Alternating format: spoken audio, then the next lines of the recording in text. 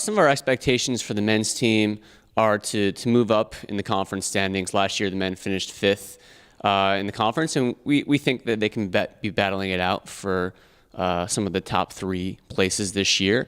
We're setting a goal of having the guys achieve 50 personal best times across the 19 men on the roster, and we've set a goal of breaking 3 to 5 new school records for this year as well. For the women's team, similarly, we set the goal for the women to move up in the conference standings. Last year, the women finished 3rd at the conference championships, and we think that they can realistically contend for the conference championship in February. So that's one of our big goals. And we think that the women are going to really rewrite the record books this year. So we're pretty excited about that. We also think that we can increase the number of women we send to the NCAA championships this year. Last year, and for the last 2 years, Katie Grant has represented us in the distance freestyles.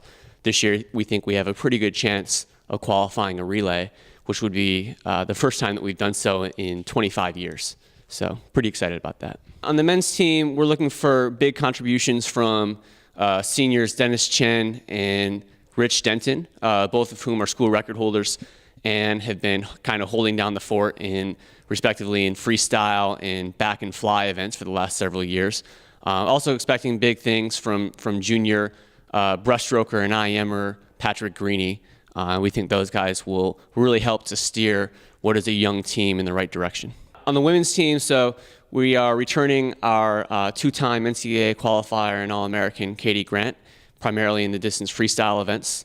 And we also have the returning Rookie of the Year from the conference, Jillian Albus, who is a school record holder in the 50 freestyle, as well as some of the freestyle relays. So we're expecting them to once again lead us in those respective events. So we lost 4 seniors to graduation last year.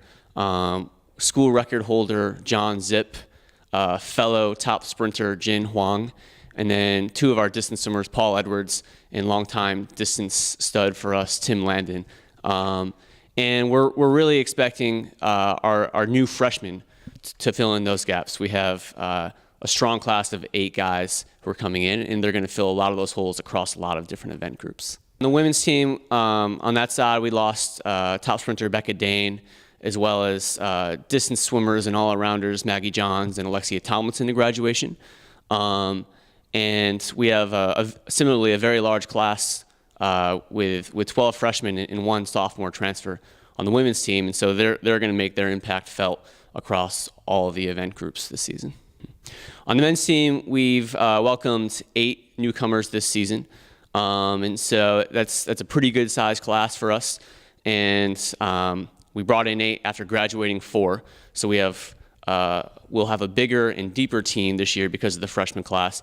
And we expect them to make their presence felt, especially in the sprint freestyles, which is an area where we lost some talent to graduation, as well as butterflies and breaststrokes. And we think that some of our freshmen can make a run at some school records even this year in their freshman seasons. On the women's team, I think the contribution from our new swimmers is going to be huge. We have 12 freshmen and 1 sophomore transfer, and that makes up 50% of our roster of 26. So it's a very young team, but a very talented team as well. And they're going to make their presence felt in pretty much every single event. With our new swimmers, they're coming in on the women's side with times faster than school records in 7 different events. So we expect the freshmen and the women's team in general to help rewrite the record books and hopefully push us towards the top of the conference this year. Training's been going very well this year for the men so far. We have a really good infusion of talent, and the freshmen are also very excited, which has really kind of helped to raise the bar across the team in general. And so we've seen some pretty good progress in the first few weeks of practices, and we're expecting big things starting right away in November when meets start. The women's training has been going really strong so far this year. We have so many new swimmers, and it's great to see the newcomers making their presence felt in leading lanes and really extending themselves and helping to raise the bar for the returning swimmers right off the bat. And I think with the bar being raised as much as it has been already this early in the season, that's just going to continue on once meets start, and pretty optimistic about how the women will fare in their early season meets. Yeah, so for the schedule this year, we have some pretty important early season dual meets against Swarthmore and Johns Hopkins in November. And then a little bit later on in the winter, we'll go up against Ursinus, Dickinson, and Gettysburg in January and February. And those will be kind of our real focuses on the dual meet season. And then as far as invitationals go, we do have some different things going on this year. We're going to host 12 incoming teams for our home invite the weekend before Thanksgiving.